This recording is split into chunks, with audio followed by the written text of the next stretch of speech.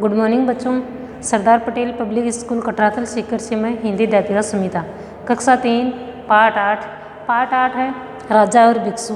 आज हम पढ़ेंगे राजा और भिक्षु पाठ। राजा और भिक्षु के बारे में बताया गया कहानी है ये। चलो अपनी बुक ओपन करो। आप बुक में निकालो पेज नंबर 50 पर है पाठ 8 राजा और भिक्षु। निकाली? चलो बुक में देखो। अब एक बार एक राजा शिकार खेलने जंगल में गया। एक राजा था, वो शिकार खेलने के लिए कहाँ गया? जंगल में, वन में। शिकार का पीछा करते करते अपने साथियों से बिछुड़ गया। कि शिकार का पीछा करते करते मतलब शिकार कर रहे थे वो, तो पीछा करते करते वो उसके जो साथी थे और मित्र थे उनसे वो बिछुड़ गया, अलग हो गया। प्यास के मारे व्याकुल होकर पानी की तलाश में इधर उधर भटकने लगा। कि उसको बहुत जोर की प्यास लग गई, व्याकुल हो गया, बेचैन हो गया प्यास के मारे, और पानी की तलाश में तलाश होता है खोज, पानी की खोज में वो इधर उधर घूमने लगा। बहुत खोज करने के बाद उसे एक कुआं दिखाई पड़ा। कि बहुत तलाश की उसने, बहुत खोज की, उसके बाद में एक कुआं दिखाई दिया उसको। कुएं में पानी तो था किंतु निकालने का कोई साधन नहीं था। कि अब कुएं में पानी तो था लेकिन पानी को निकाले कैसे पिए वो, उसका कोई साधन नहीं था, उपाय नहीं था उसके पास। राजा ने अपने सिर से पगड़ी उतारी और उसका एक छोर अपने घोड़े की कमर में कसकर बांध दिया। तो राजा ने क्या उपाय सूझा? राजा को एक उपाय सूझा। क्या सोचा? कि उसने अपने सिर की जो पगड़ी, जो सिर पर पगड़ी बांध रखी थी, उसको उतारा। उसका एक छोर होता है किसी वस्तु का किनारा, कि उस पगड़ी का एक किनारा उस घोड़े की कमर से कसकर बांध दिया। दूसरा छोर पकड़कर वह कुएं में उतरा, परंतु पगड़ी छोटी रही। कि दूसरा किनारा था, उसको पकड़कर वो कुएं में उतर गया, लेकिन फिर भी वो पगड़ी छोटी रह गई, तो कुएं में कैसे पहुंचे? प्यास से वह इतना व्याकुल था कि उसने पगड़ी छोड़ दी। कि इतना बेचैन था वो, प्यास, बहुत जोर की प्यास लगी थी उसको, तो उसने वो पगड़ी का जो किनारा पकड़ रखा था, छोर पकड़ रखा था, वो छोड़ दिया और कुएं में गिर पड़ा। उसने खूब पानी पिया। कि कुएं में गिर गया वो और उसने बहुत खूब पानी पिया। प्यास बुझ जाने के बाद राजा को अपनी मूर्खता पर बहुत पछतावा। कि पानी पीकर जब उसकी प्यास बुझ गई तो उसको अपनी मूर्खता किसको बोलते हैं? बेवकूफ़ी। तो उस बेवकूफ़ी के कारण जो शरारत उसने की उस पर उसको बहुत पछतावा हुआ। परंतु कुएं से बाहर निकलने का कोई उपाय अब संभव नहीं था। अब कुएं से कैसे बाहर निकले? कि हाथ छोड़ के वो कूद तो गया कुएं के अंदर, लेकिन वो पगड़ी उसके हाथ नहीं लग रही थी वापस, तो निकले कैसे? तो बाहर निकलना उसका संभव नहीं था।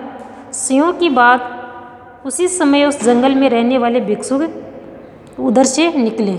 कि वो तो विशेष सिंहों को होता है, विशेष अवसर की बात है कि वो तो सिंहों की बात ही कि वो जंगल में भिक्षुक रहता है। भिक्षुक किसको बोलते हैं? भीख मांगने वाला। तो वो उधर से निकले। नेक्स्ट पेज पर देखो। घोड़े का हिनहिनाना सुनकर वे उनके निकट गए। कि घोड़ा हिनहिना रहा था तो उसकी आवाज़ सुनकर वो उसके पास गए। निकट का होता है पास। स्वामी भक्त घोड़ा अपनी जगह खड़ा था। कि वो तो अच्छी बात है कि उसका घोड़ा था, कि वो अपने स्वामी का भक्त था, तो वो वहाँ उस जगह से हिला नहीं। अगर वो वहाँ से चला जाता तो पता नहीं चलता कि कुएं के अंदर कौन है, कौन देखता वहाँ। तो घोड़ा वहाँ खड़ा था, वो हिनहिना रहा था, तो उसकी आवाज़ सुनकर वहाँ वो भिक्षु गए। तो पगड़ी का एक छोर घोड़े की कमर में बंधा था और दूसरा छोर कुएं में लटक रहा था। कि भिक्षुक ने जाकर देखा तो पगड़ी का एक छोर, एक किनारा तो घोड़े की कमर में बंधा हुआ था और दूसरा कहाँ था? कुएं के अंदर लटका हुआ था। बड़े भिक्षुक ने कुएं में झांका तो एक आदमी को बाहर निकलने का प्रयत्न करते पाया। कि भिक्षुक ने जब कुएं के अंदर झांक कर देखा तो उसने पाया कि एक व्यक्ति है और वो बाहर निकलने की कोशिश कर रहा। प्रयत्न होता है कोशिश। भिक्षुक ने अपना दुपट्टा पगड़ी के छोर से कसकर बांधा। जो पगड़ी छोटी थी ना, वो उसके हाथ नहीं लग रही थी, तो भिक्षुक ने क्या किया? अपना दुपट्टा था उस पगड़ी के छोर से बांध लिया, जो कुएं में लटक रहा था उस छोर से कसकर बांधा और राजा को कुएं से बाहर खींच लिया। तो कसकर बांधा तो वो राजा के पास तक पहुंच गया और राजा ने उसको कसकर पकड़ लिया और बाहर आ गया। बाहर निकलकर राजा बहुत प्रसन्न हुआ। प्रसन्न का क्या होता है? खुश। कि राजा कुएं से बाहर निकलकर बहुत खुश हुआ। अपने प्राण बचाने के लिए भिक्षु को खूब धन्यवाद दिया। प्राण होता है जान। कि भिक्षुक ने उसकी जान बचाई तो इसके लिए उसने भिक्षु को बहुत धन्यवाद दिया, आशीर्वाद दिया। विदा होते समय उसने भिक्षु को अपना नाम पता बताया। कि भिक्षुक वहाँ से जा रहे थे तो उसको बताया कि अपना नाम और पता बताया, कि अपने स्थान का पता बताया, और अपने राज्य में आने का आमंत्रण भी किया और अपने राज्य में आने का उसको बुलावा दिया। भिक्षुक ने आमंत्रण स्वीकार कर लिया, कि उसका बुलावा भिक्षुक ने स्वीकार कर लिया, मान लिया। कुछ दिन बीत जाने के बाद वह भिक्षुक एक दिन भिक्षा मांगता हुआ राजा के महल के सामने जा पहुंचा। कि थोड़े दिन हो गए, उसके बाद में वो भिक्षुक है वो भीख मांगता हुआ राजा के महल तक पहुंच गया। राजा रानी के साथ ऊपर झरोखे में बैठा हुआ था, कि ऊपर झरोखा होता है, ऊपर का जो कमरा होता है उसमें राजा बैठा था अपनी रानी के साथ। तो उसने भिक्षु को पहचान लिया, कि भिक्षु को जान लिया। वह दौड़कर महल के बाहर आया और आदर के साथ उसे महल में ले गया। आदर का क्या होता है? सम्मान या इज्जत, कि आदर सत्कार इज्जत या सम्मान के साथ उसको अपने महल में ले गया। भिक्षु को इतना मान देते देखकर रानी रूठ गई, कि भिक्षु का इतना आदर कर रहे थे राजा, तो यह देखकर उसकी जो रानी थी वो रूठ गई, नाराज हो गई उससे। थोड़ी देर में राजकुमार आया। राजा भिक्षु की सेवा में इतना मगन था कि राजकुमार की ओर उसका ध्यान ही नहीं गया। कि थोड़ी देर बाद राजकुमार आया, तो वो राजा था, वो भिक्षु की सेवा में इतने मगन था, इतना खुश था कि राजा की ओर उसने राजकुमार की ओर देखा भी नहीं था। किसने नहीं देखा? राजा ने। राजकुमार भी किसियाना होकर वहाँ से चला गया, कि राजकुमार भी रूठ कर वहाँ से निकल गया। आगे वाले पेज पर देखो, कुछ देर बाद मंत्री जी आए, कि थोड़ी देर बाद में मंत्री जी आए।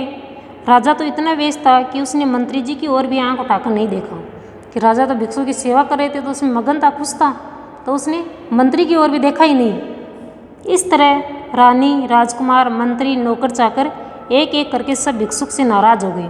सब भिक्षुक से रूठ गए, नाराज हो गए और उसे निकालने की तरकीबें सोचने लगे। तरकीब क्या था? उपाय, कि भिक्षु को कैसे निकाले महल से, ये उपाय वो सोचने लगे सब।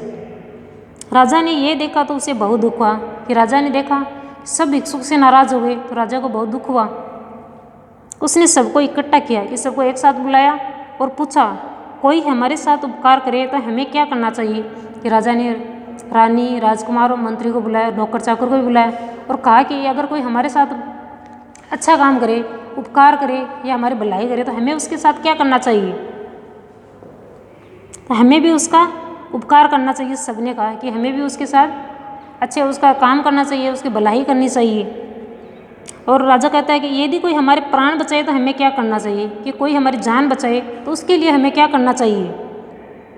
तो सब क्या कहते हैं? हमें अपना सर्वस्व उसे दे देना चाहिए। सर्वस्व का मतलब सब कुछ, कि सब बोलते हैं कि हमारा सब कुछ है, हमें उसे दे देना चाहिए जो हमारी जान बचाता है उसको। इतना सुनकर राजा ने कहा, ठीक है, इन महात्मा ने मेरे प्राण बचाए, कि ये भिक्षुक है, ये महात्मा जी हैं, इसने मेरे प्राण बचाए, मेरी जान बचाई है। बोला अब मैं क्या करूं? ये सुनकर सब मौन हो गए। मौन का क्या अर्थ होता है? चुप, कि राजा की बात सुनकर सब चुप हो गए। मंत्री जी ने बहुत ही नम्रता से कहा, महाराज हम लज्जित हैं। लज्जित का होता है शर्मिंदा, कि बहुत ही नम्रता से कहा कि हम बहुत ही शर्मिंदा हैं, हमें अपनी भूल मालूम हो गई।